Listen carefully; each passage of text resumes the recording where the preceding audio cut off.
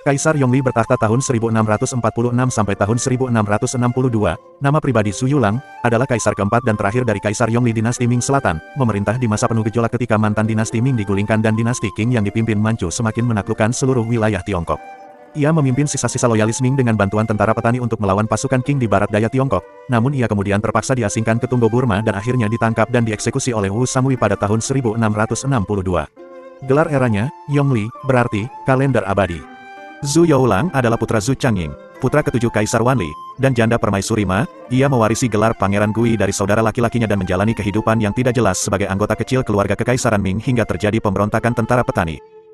Setelah pemimpin pemberontak petani Li Zicheng merebut Beijing pada tahun 1644, penerima manfaat sebenarnya dari runtuhnya Ming adalah dinasti Qing, yang diperintah oleh negara baru Manchu dari Manchuria. Setelah pembelotan massal dari sisa-sisa Ming, termasuk mantan Jenderal Ming, Wu Sangui, yang mengizinkan pasukan Qing melewati tembok besar Ming melawan Li Zicheng. Pasukan Qing mengalahkan tentara petani dan dengan cepat memperluas wilayahnya ke Tiongkok Utara, Lembah Yang Hilir, dan Tiongkok Tengah. Loyalis Ming terus melakukan perlawanan di Tiongkok Selatan, dengan beberapa mantan anggota kerajaan Ming berkumpul kembali di selatan dalam upaya untuk membangun kembali pemerintahan Ming.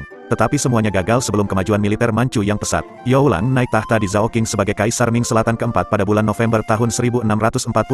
Pada tahun 1661, karena terdesak kembali ke Provinsi Yunnan, dia melarikan diri ke Burma. Pasukan Panji King Han yang dipimpin oleh Wu Sangui mengejar dan menangkapnya dari Raja Burma, dan dia dieksekusi. Pada bulan April tahun 1644, Kaisar Chongzhen, Kaisar Ming terakhir, bunuh diri di Kolhil ketika pasukan pemberontak memasuki Beijing. 6 minggu kemudian, pada tanggal 5 Juni tentara Manchu, orang-orang dari luar tembok besar, memasuki kota dan memproklamirkan berakhirnya dinasti Ming dan dimulainya Qing.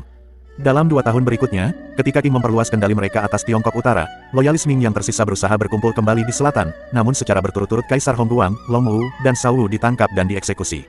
Zhu Yulang menjadi penjaga negara pada tanggal 20 November tahun 1646, setelah kematian Kaisar Long Wu. Ketika saudara laki-laki Long Wu kemudian mendeklarasikan dirinya sebagai kaisar dengan gelar pemerintahan Shao Wu, Yulang sendiri naik tahta pada tanggal 24 Desember tahun 1646 sebagai Kaisar Yongli. Perang saudara singkat antara kedua kaisar berakhir sebulan kemudian ketika Qing menangkap dan mengeksekusi Shao Wu.